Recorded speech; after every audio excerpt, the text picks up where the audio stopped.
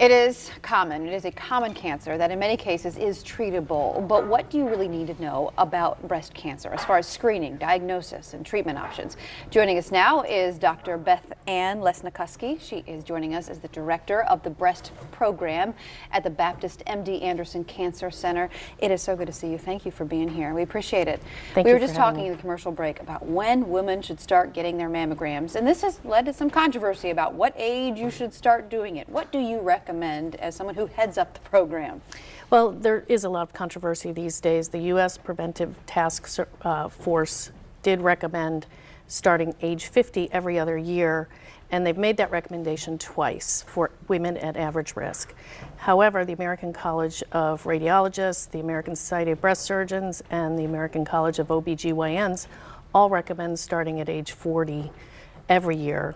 And the American Cancer Society recommends that as well. Okay, age 40 and every year. And you said there's some increased risk factors that might lead one to really pursue this, you know, more than saying, I'll get around to doing it. What are some of those increased factors that you see women needing to come in to do this? So, for women at average risk, they should discuss the risks and benefits of screening mammography every year versus every other year with their doctor.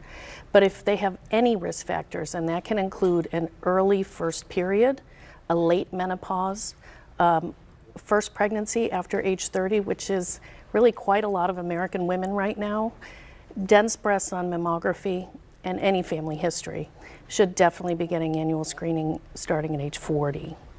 Oh, keep going. Go ahead. There are women who have significant family histories who may carry a breast cancer gene. Those women will start screening even earlier. Okay, because we know, and I know of somebody who's in my family tree who had breast cancer, but at what age, if a family member had breast cancer, should you consider yourself to be at a higher risk and need to come in? So we really look at first-degree relatives, so moms, sisters, and even daughters who've had breast cancer will raise our surveillance for a patient. The women who have a really significant family history of breast and ovarian cancer in young women in their family, the Angelina Jolies of the world, will start screening MRI at age 25, and they'll start screening mammography at age 30. One of the things that the station and the employees here are very passionate about is Buddy Check 12 with Jeannie Blaylock. She's been leading that for years and years and years. And that's self-breast exams. For women who are doing those, what should we be looking for? What are things, what do we need to know when we're doing this, and how often should we be doing it?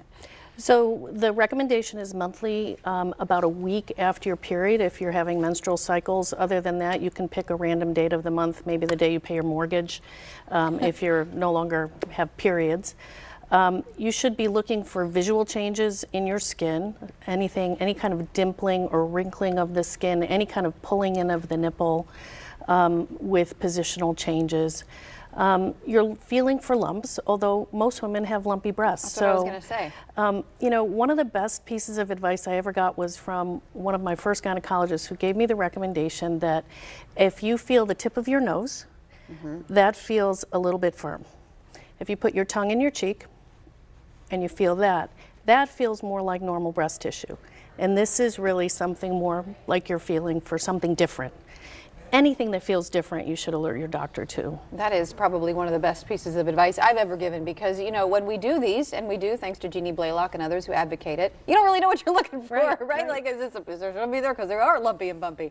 And this does affect men, too, as I see one of our floor crew doing this as we speak. 1%, right, breast cancer diagnosis are in men. Okay. Are in men. And there's, in families that have male breast cancer, those are families that are more likely to carry the BRCA2 gene, and those men actually have an 8% risk of getting breast cancer. Dr. Lesnikoski, it is so good to see you. Thank you for taking the time. I know you're very busy, but we appreciate you being here. For more information, I want to give you a phone number that you can call, 1-844-632-2278. You can always visit baptistjax.com for more information. You can scroll down to the page, click right there on Baptist MD Anderson Center. You can link to an appointment. You can make it online. You don't have to call anybody, which is a wonderful thing.